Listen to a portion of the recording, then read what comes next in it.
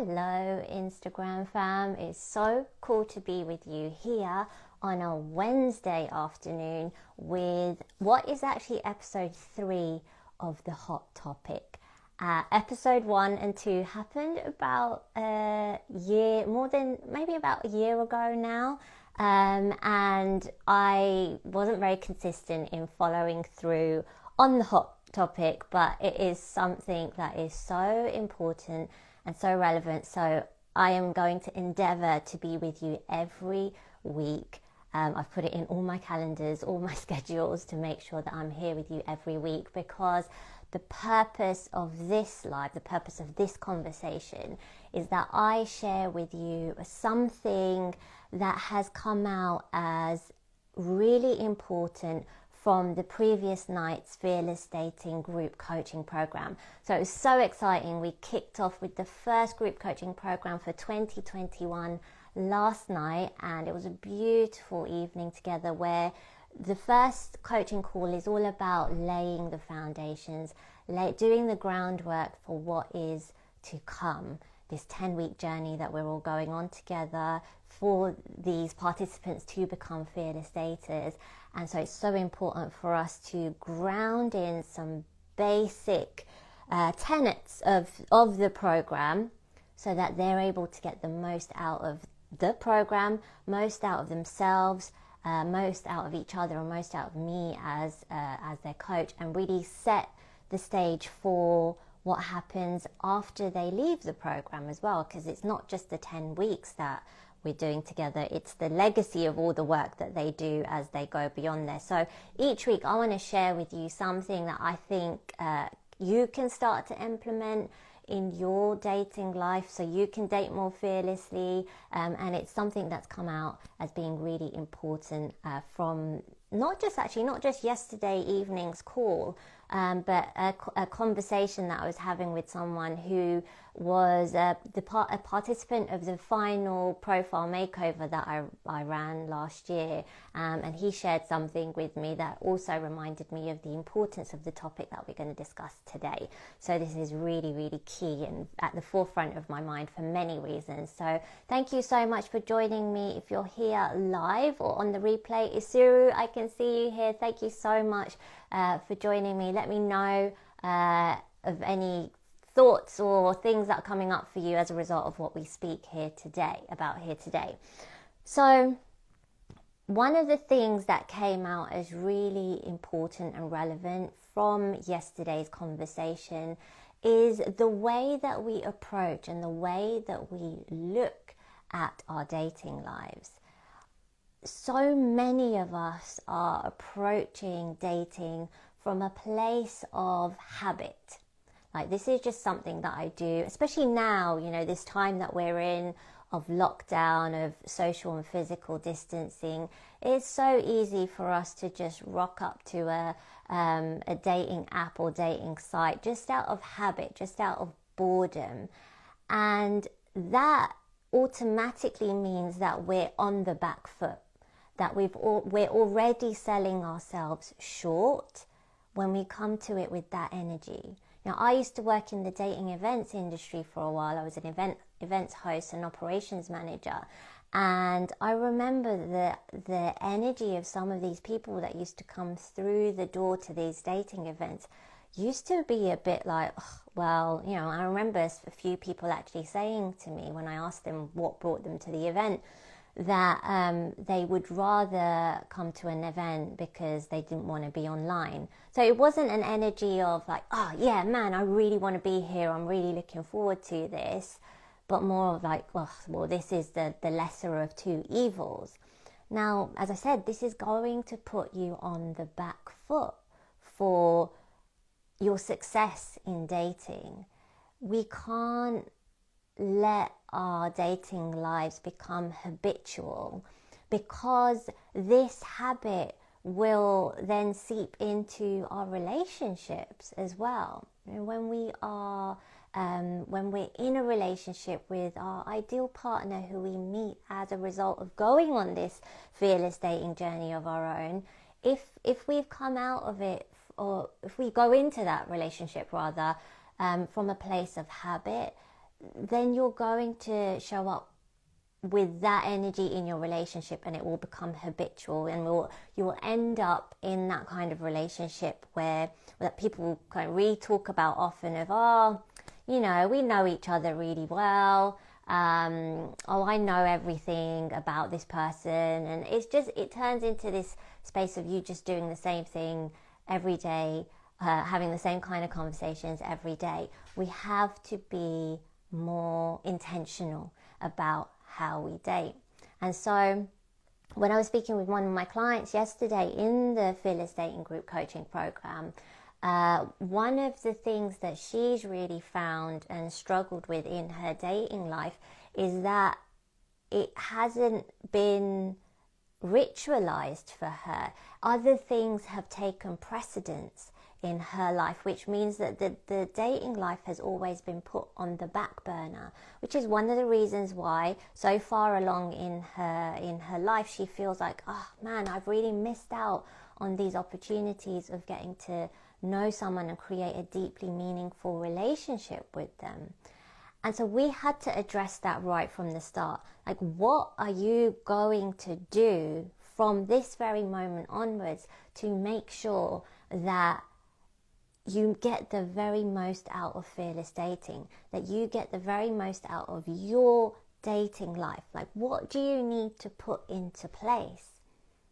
And that's a really important question for you to ask yourself as well. Like, what do you need to put into place to make sure that you are showing up to your dating life? And to take it one step further, not just showing up for it, because that's where we land in the space of habitual, but actually showing up with intention, with purpose, with excitement and energy and anticipation for what is to come if you really keep creating in this area of your life.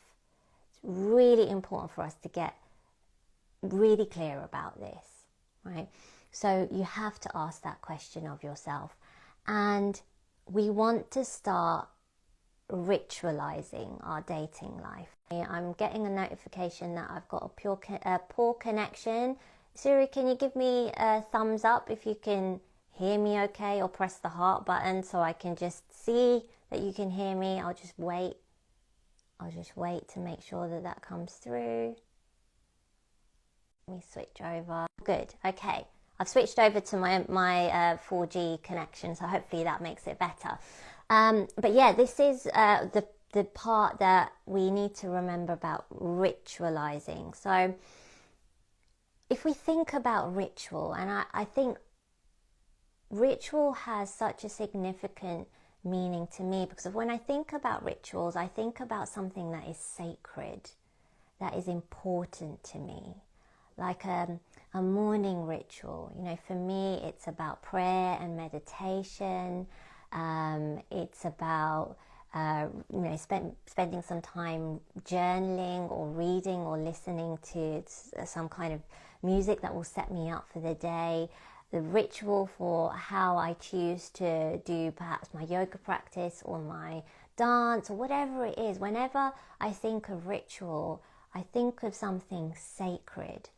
And that's why I like to approach as much as I can in my life with that feeling that this is a ritual. This is something that I want to show up to because it's important to me. And I want it to feel like a sacred activity, and I want to have that kind of reverence towards it.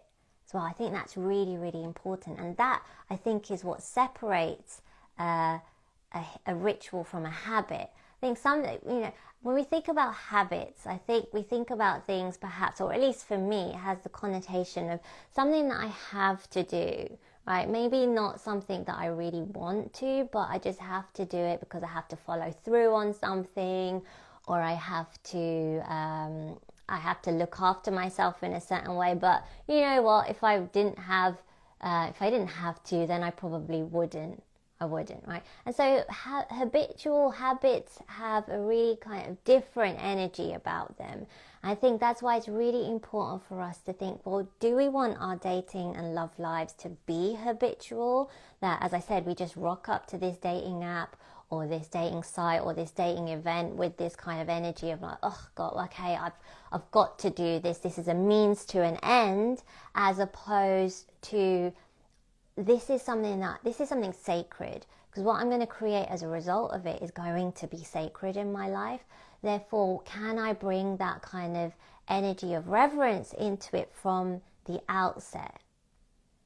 And so we think about when we're going to show up online for a dating event, if we're going to show up to spend a bit of time on a dating app, or when things start to open up, when we start going out and meeting people again, what energy are you going to carry into it? That's really important for you to ask. But then also, how are you going to ensure that you're bringing that energy from the outset? So if we think about dating online, for example, we think about dating apps or dating sites. One thing that I share with my profile makeover participants is that really make an event of it. Make an event of showing up to your dating app or your dating site. So don't just dip into it now and then when you've got a bit of free time, or when you just you're feeling a bit bored. No, actually create what I like to think of as a bit of a sexy strategy. So have a specific time in your diary. Maybe it's going to be 20 minutes that you spend that day, or half an hour, 3, 4, 5 times a week, whatever your chosen intervals are. And make sure you show up with intention. Beforehand, connect with why you're choosing to go on there, why it's important for you to be on there, what you're hoping to create as a result of being on there, and then open the app, then go into that site, and then try and start responding to people or matching with people based on that intention, that kind of energy that you have. It's really, really important. And make it fun as well. One of the things that I hear from people time and time again is just dating isn't fun anymore, or for some people it never has been fun. And I'm hugely passionate about making dating fun again, because we connect the dots to the thing that we ultimately want to create, the beautiful, passionate relationship that we want to create with someone. We wish for it to be fun, we wish for it to be adventurous and playful and all of those things. But if we're not going to bring that energy from the outset, then good luck trying to create that in your relationship and finding a relationship that even has those aspects to it. You cannot be half-assed about how you show up to your dating life and then expect exceptional results. Truly good luck with that if that's what you're hoping for. But if you're ready to step up to this, then make sure that the energy of fun, of playfulness, of romance, of seduction, sexiness, whatever it is that you want to experience in your relationship, bring that from the outset. So for so many of my clients, I suggest, turn the lights down low, spray on your favorite perfume or aftershave, light a few candles, get a little bit of that sexy music playing in the background, or whatever your thing is that floats your boat. Set the scene. Set the scene for how you would love to experience your dating life, so that, as I said earlier, going on the app or going to the site is not something you have to do, but something that you want to do, and that it makes sense that you're coming to that app, you're going to that event, you're chatting to that person with that energy and with that intention. It makes sense because of what it is that you want to create as a result. So damn important. So think about how you can ritualize your dating life. What are things that you would love to experience in your partnership, in your relationship with your ideal partner when you do meet them as a result of going on your dating journey, and bring that right from the outset. So I said, light some candles, some incense, whatever it is, play that music, have a bit of a dance beforehand, or even dance as you, dance is really, really important for me, right? So even dance maybe around the room as you're swiping, as you're messaging people. So you've got that playful energy that you're connected to yourself the whole time that you're connecting to and trying to connect to other people. So important. So ask yourself now, is your dating life as it currently stands, is it a ritual or is it habitual? Really key question to ask now. And if you're watching this on the live, let me know, is yours habitual or is it ritual? If you're watching this on a replay, let me know in the comments, how does your dating life feel? Does it feel like it's just something that's out of habit, something you have to do? Or does it feel sacred to you? Are you treating it with the reverence that it deserves so that you do create that beautiful relationship that you really, really want? So important. So this is something for you to think about, for you to just start to assess, do a little inventory on your dating life and see what things you can start to tweak and change to allow it to move from an area of habit in your life to become an area of ritual. So Siri is saying, genuinely feeling habitual because nothing is happening. Lol, right? Yeah, so let me know, Siri, right?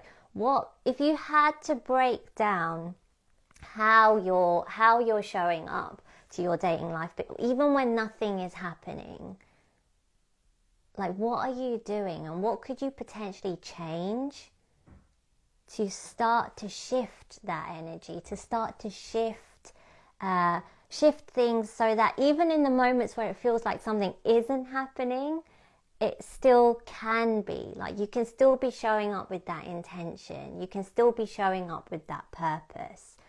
So you have a think about that, Isuru. What could you do? How could you make this more of a ritual for you? You're saying also there's the anxiety of saying the wrong thing when things happen. So can you expand on that a bit more, Isuru? What do you mean, the anxiety of doing or saying the wrong things when things happen? What's going on for you? What is it that you're holding back and not saying anything at all because you're worried about what someone might say? Is that what's coming up for you? In which case, the fearless dating journey, this is why it's called fearless, right? This is not about the absence of fear.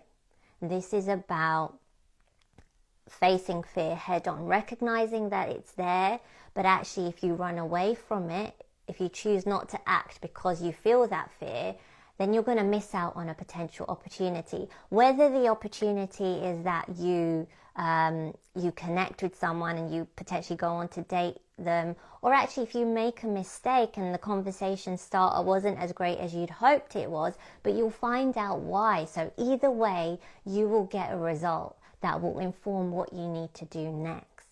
Really, really important that we do that.